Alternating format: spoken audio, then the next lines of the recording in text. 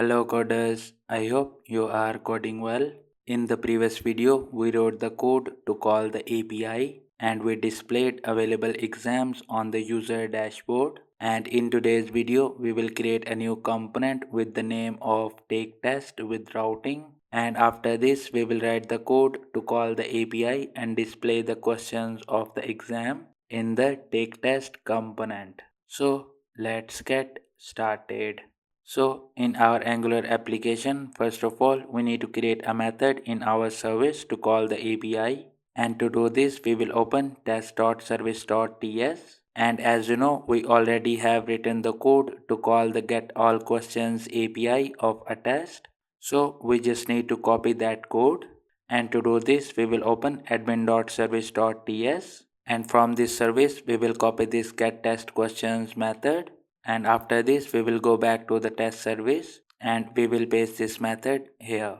And with this our code is completed in the test service. Now let's save this file, and after this we need to create a new component in the user module. And to do this we will right click on the components folder and we will open it in integrated terminal.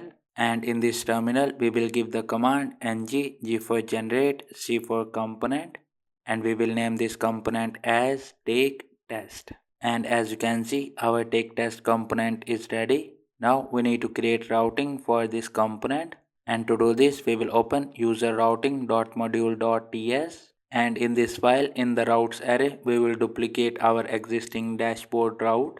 And after this we need to update the path and we will replace this dashboard with take test. And after this, in this route we need to pass the test id. And to do this we will write slash and then we will mention a variable with the name of id. And after this we need to update the component and we will replace this dashboard component with take test component.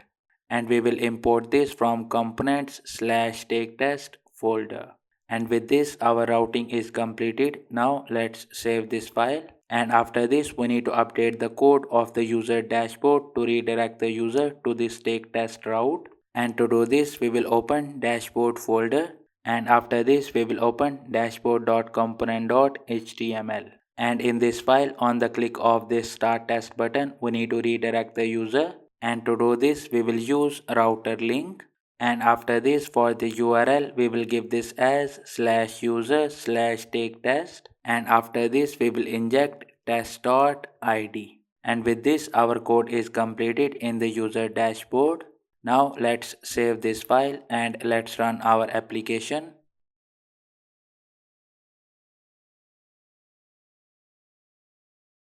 And as you can see, our application is up without any errors. Now let's go to the browser and let's validate the functionality of our take test component.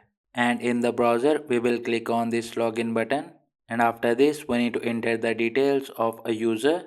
And for the email I will give this as root@gmail.com. And after this, for the password I will give root. And after this we will click on this login button. And as you can see, we got redirected to the user dashboard after the successful API call. And after this, let's click on this start test button of our beginner level developer test. And as you can see, we got redirected to the take test route. And in this route we can see the test id 1. And after this, for the content we can see take test works, which is coming from the HTML file. Now let's go back to our Angular application and let's write the code to call the API and show the questions here. And in our Angular application we will open take test component, and after this we will open take test.component.ts. And in this component, first of all we need to import the shared module in the imports array. So in this array let's write shared module, and after this we will add the import from our shared folder. And after this we need to create two variables to store the questions and the test id. So first we will create a variable with the name of questions, and after this we will initialize this with an empty array.